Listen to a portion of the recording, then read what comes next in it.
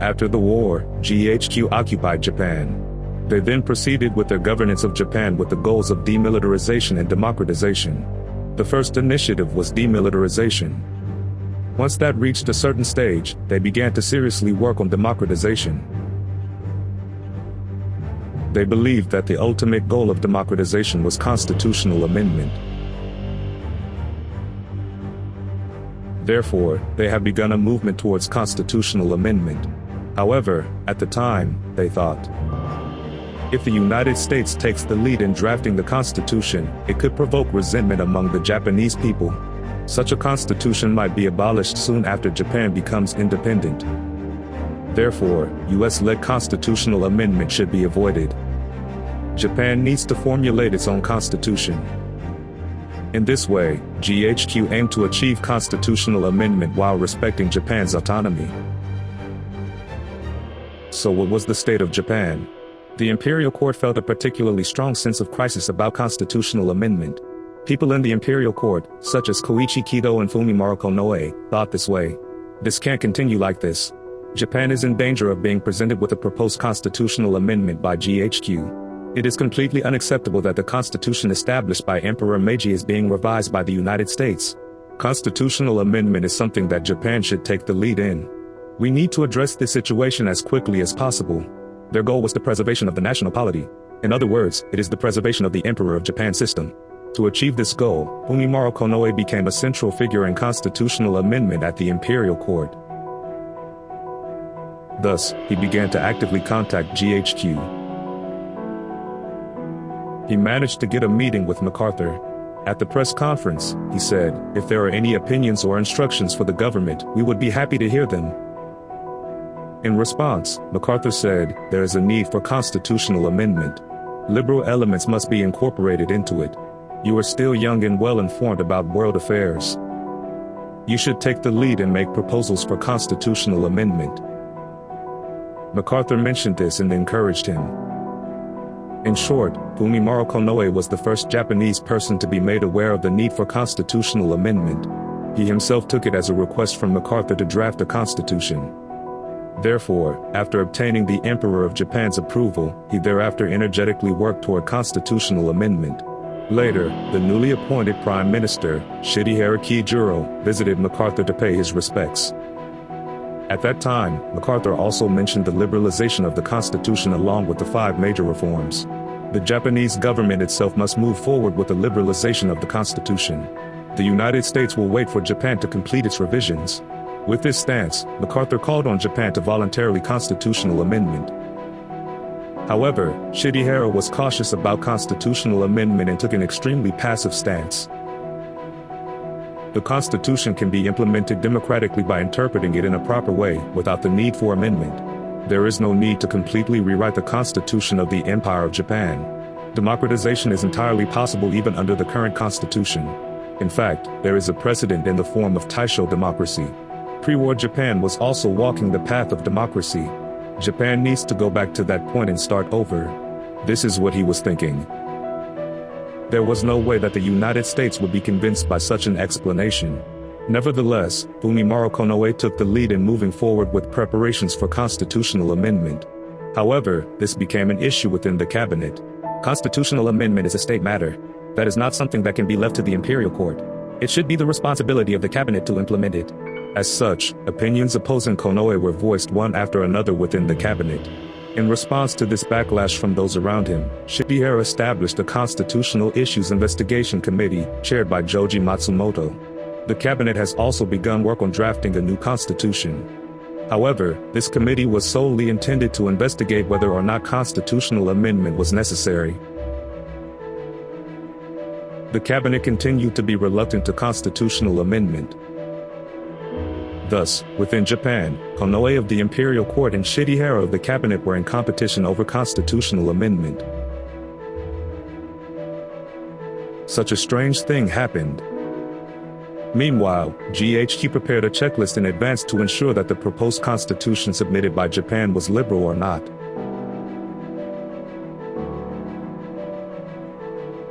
They, too, were steadily making preparations.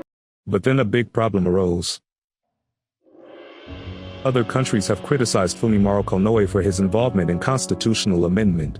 The criticism was, should Konoe, which is suspected of war criminal, be allowed to write a constitution?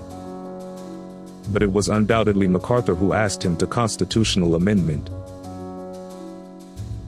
As a result, criticism of him could eventually be directed at MacArthur, who had appointed him. In response to this situation, GHQ finally changed its attitude. GHQ does not recall asking Konoe to do that. GHQ has nothing to do with Konoe's work on constitutional amendment. They made this statement. Thus, they made it clear that they were officially parting ways with Konoe. Nevertheless, Konoe made efforts to continue work on constitutional amendment. But ultimately, he could not escape being named a war criminal. In despair, he took cyanide and committed suicide. Through these events, it became clear that only the cabinet-led Constitutional Issues Investigation Committee would be responsible for investigating and examining the Constitution. But as I said earlier, many of the people on this committee thought this way. Even under the current Constitution, democratization is entirely possible depending on how it is interpreted and implemented. If possible, amending the Constitution itself should be avoided. This was their true feelings. As a result, the proposed constitutional amendment put together by the Shide-era cabinet were extremely conservative. It was merely a partial revision of the Meiji Constitution, with the premise of preservation of the national polity. It was under these circumstances that an investigative team was dispatched from the Far Eastern Commission to Japan.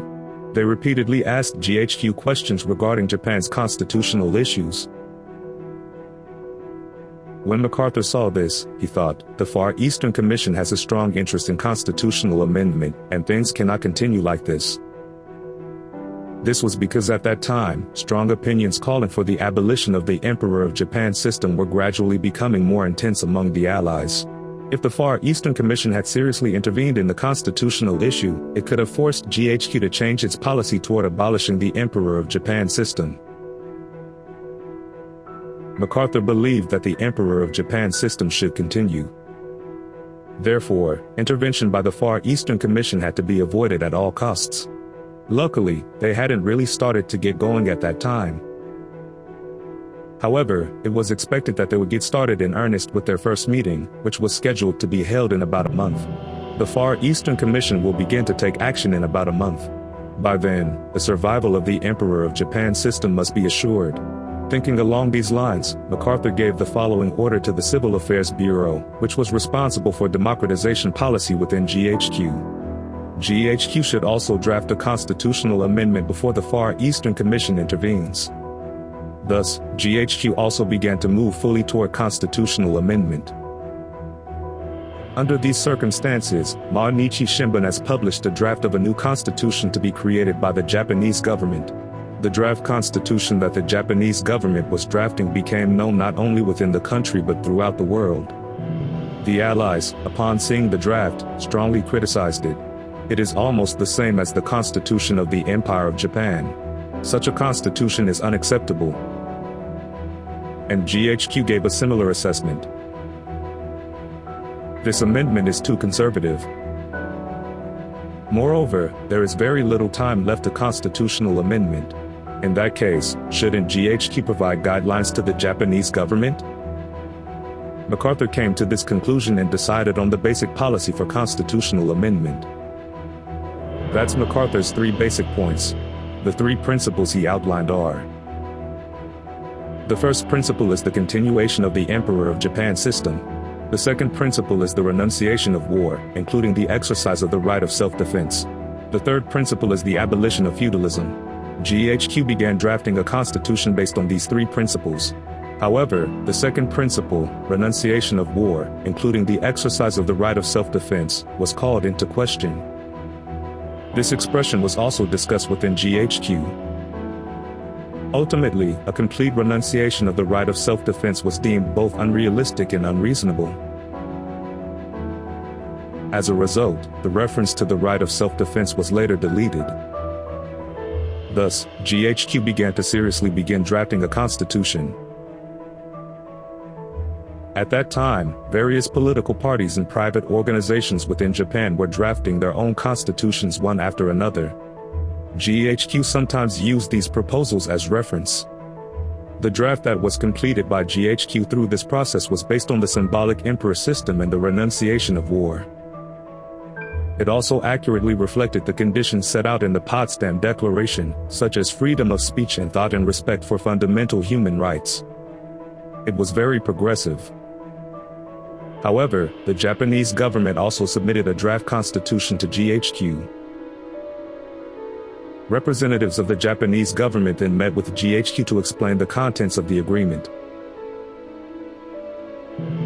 GHQ then rejected the Japanese government's draft and presented GHQ draft. Representatives of the Japanese government, who had not been informed of the situation, were shocked. They then asked GHQ to reconsider.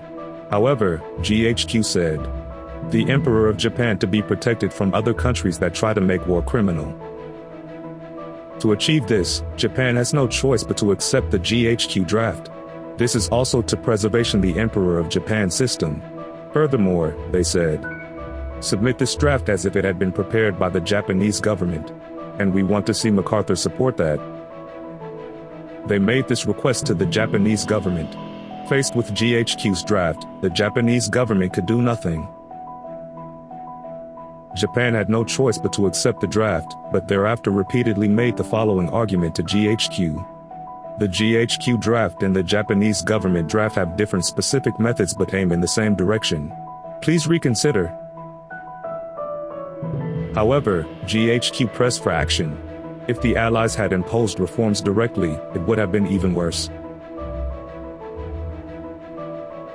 Respond within 48 hours as to whether or not you will accept GHQ's draft. Thus, the Japanese government was forced to make a decision. Prime Minister Shidehara also met with MacArthur in person. However, MacArthur said, "The symbolic emperor system and the renunciation of war are intended to preservation the Emperor of Japan system." He persuaded Shidehara by emphasizing that adopting this constitution will lead to protecting the Emperor of Japan system. The Emperor of Japan, upon receiving the petition, replied as follows. "If that's what they say, then we should probably accept it. I think Article 1 should state that the Emperor of Japan is a symbol, as the UK does. Let the people's hearts be your hearts. That was the spirit of our ancestors." Thus, having received the Emperor of Japan's approval, the Japanese government finally set course toward constitutional amendment. Through these experiences, some revisions were made to the GHQ draft. Work on constitutional amendment has begun, lasting all night. Thus, the draft of the Constitution of Japan was completed. There were significant differences between the draft previously published by Mainichi Shimbun and the new draft that was recently created. Many Japanese people received this with great surprise. But at the same time, many of them welcomed it. Newspapers also published editorials in support of the bill. The Japan Liberal Party and the Japan Progressive Party also expressed support for the draft. However, the Far Eastern Commission could not remain silent about this development. They said to MacArthur, "Give us the final authority to review the draft constitution. Postpone the general election," they demanded. However, MacArthur rejected their demands outright. He combined the idea of renunciation of war with the symbolic emperor system, which was established to gain the understanding of the Japanese people. In doing so, he also succeeded in persuading the Allies, who feared a revival of militarism in Japan. It was under these circumstances that the 22nd general election for the House of Representatives was held based on the revised election law. This election was unusual in that many of the candidates were newcomers due to the purge from public office. As a result of the election, conservatives won more seats than progressives, establishing conservative dominance in national politics. This election was also the first House of Representatives election since women were granted the right to vote. This election marked the memorable election of Japan's first female member of parliament. It was truly an event that symbolized the dawn of an era of democracy in post-war Japan. Following the results of the general election, the major political focus became who would become the next prime minister. It was thought that the Shidehara cabinet would hand over to a party cabinet after the election. However, Shidehara thought, at this time of political instability, we cannot irresponsibly abandon power. He refused to resign and tried to remain in the cabinet. He became the new president of the Japan Progressive Party, which had lost its leadership position. This was a golden opportunity for the Japan Progressive Party to become the ruling party. He too was able to secure his own political base within Congress. It was a win-win development. He then sought to form a coalition government with the Japan Liberal Party, the Japan Progressive Party, and the Japan Socialist Party. However, the Japan Liberal Party and the Japan Socialist Party did not respond to this call. On the contrary, they cooperated with the Japan Cooperative Party and the Japanese Communist Party and made the following claims. It is inconceivable that the Shidehara cabinet will remain in power despite the election results. Overthrow the unconstitutional cabinet. A party cabinet should be formed. Thus they tried to overthrow the cabinet. Unable to bear it any longer, the Shidehara cabinet was finally forced to resign en masse. The task of drafting the constitution was entrusted to the next cabinet.